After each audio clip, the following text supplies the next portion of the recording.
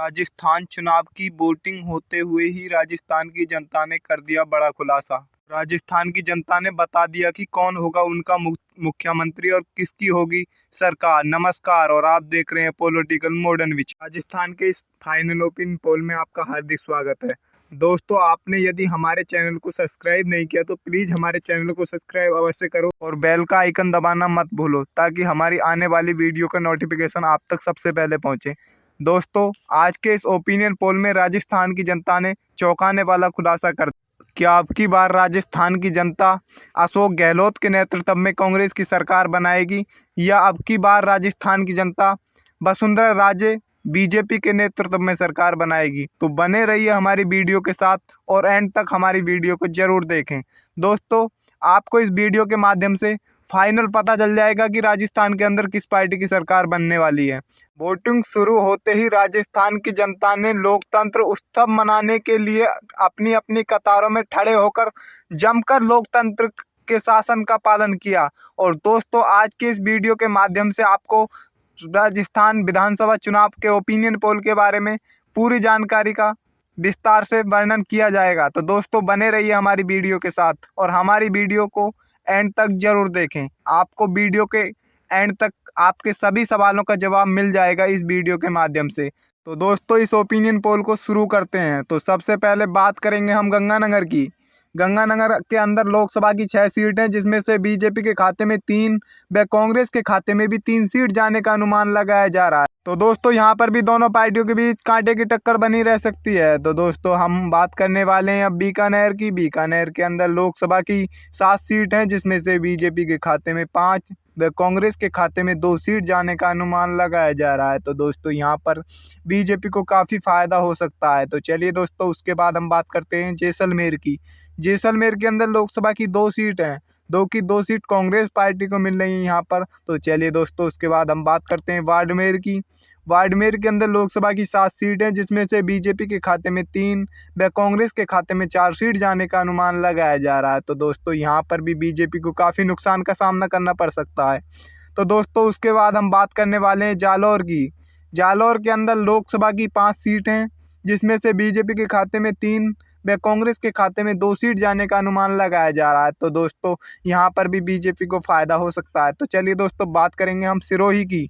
सिरोही के अंदर लोकसभा की 3 सीट हैं, जिसमें से बीजेपी के खाते में 1 व कांग्रेस के खाते में 2 सीट जाने का अनुमान लगाया जा रहा है। तो दोस्तों, उसके बाद हम बात कर लेते हैं उदयपुर की। उदयपुर के अंदर लोकसभा की 8 सीट हैं, जिसमें से बीजेपी के खाते में 3 व कांग्रेस पार्टी के खाते में 5 सीट जाने का अनुमान लगाया जा रहा है। तो दोस्तों, उसके बाद हम बात करते हैं डूंगरपुर की। डूंगरपुर के अंदर लोकसभा की 4 सीट हैं, जिसमें से बीजेपी के खाते में 2 व कांग्रेस के खाते में भी 2 सीट जाने का अनुमान लगाया जा रहा है। तो दोस्तों, उसके बाद हम बात कर लेते हैं बांसवाड़ा की। बांसवाड़ा के अंदर लोकसभा की 5 सीट हैं, जिसमें से बीजेपी के खाते में 3 व कांग्रेस के खाते में 2 सीट जाने का अनुमान लगाया जा रहा है। तो दोस्तों, अब उसके बाद हम बात करते हैं प्रतापगढ़ की।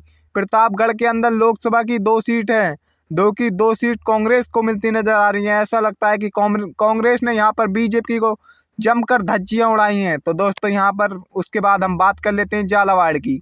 झालावाड़ के अंदर लोकसभा की 4 सीट हैं, जिसमें से बीजेपी के खाते में 0, 4 की 4 सीट कांग्रेस पार्टी को मिलती नजर आ रही हैं। ऐसा लगता है झालावाड़ के अंदर भी कांग्रेस पार्टी ने बीजेपी की जमकर धज्जियां उड़ाई हैं। और ऐसी तो दोस्तों, अब बात करते हैं चित्तौड़गढ़ की। चित्तौड़गढ़ के अंदर लोकसभा की 5 सीट हैं, जिसमें से बीजेपी के खाते में 2 व कांग्रेस पार्टी के खाते में 3 सीट जाने का अनुमान लगाया जा रहा है। तो दोस्तों, उसके बाद हम बात करते हैं कोटा की। कोटा के अंदर लोकसभा की 6 सीट हैं, जिसमें से बीजेपी के खाते में 2 व कांग्रेस के खाते में 4 सीट जाने का अनुमान लगाया जा रहा है। तो दोस्तों, उसके बाद हम बात करते हैं वारा की। वारा के अंदर लोकसभा की 4 सीट हैं, जिसमें से बीजेपी के खाते में 1 व कांग्रेस के खाते में 3 सीट जाने का अनुमान लगाया जा। दोस्तों, यहाँ पर भी बीजेपी को काफ़ी नुकसान का सामना करना पड़ सकता है। तो दोस्तों, उसके बाद हम बात करने वाले हैं सवाई मानसिंह की।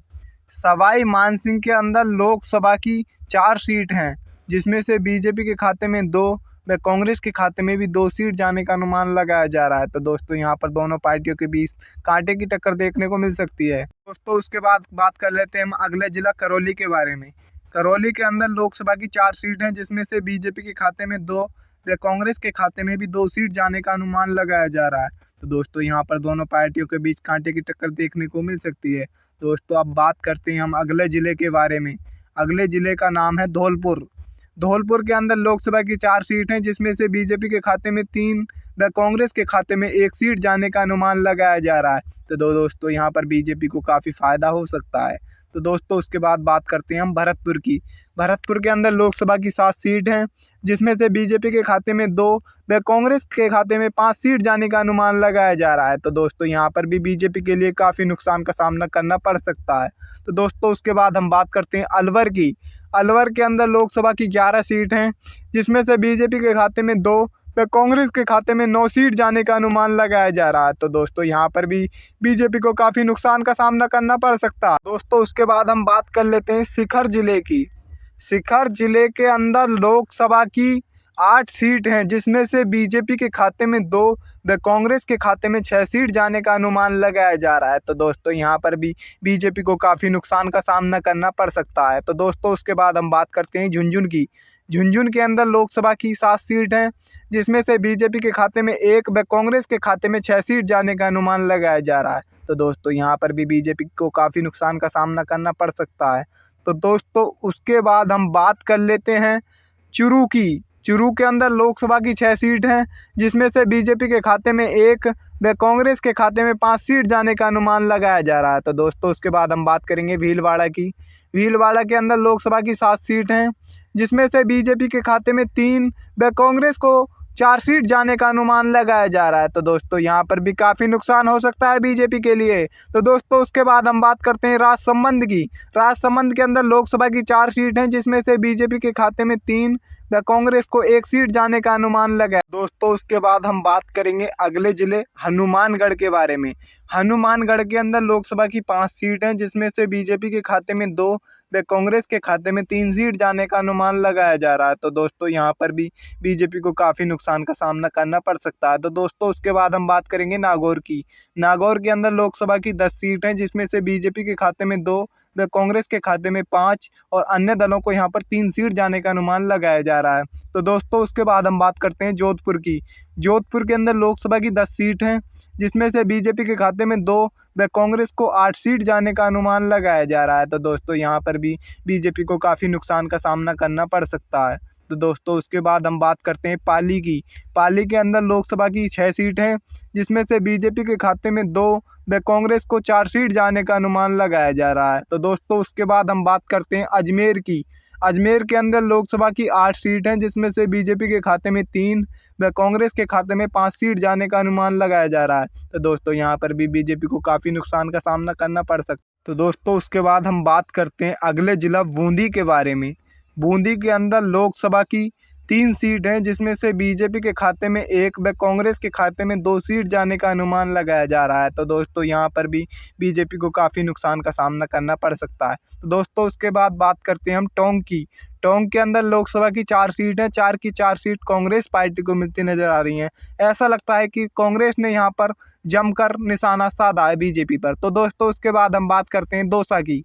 दौसा के अंदर लोकसभा की 5 सीट हैं, जिसमें से बीजेपी के खाते में 2 व कांग्रेस के खाते में 3 सीट जाने का अनुमान लगाया जा रहा है। तो दोस्तों यहाँ पर भी बीजेपी को काफ़ी नुकसान का सामना करना पड़ता है। तो दोस्तों आपको दिखाने वाले हैं राजस्थान का फाइनल सर्वे, जो कि कुल 200 सीटों का है। 200 सीटों के आंकड़े में 128 कांग्रेस को और बीजेपी को 72 सीट जाने का अनुमान लगाया जा रहा है। तो दोस्तों यहाँ पर बीजेपी कांग्रेस से काफ़ी पीछे है।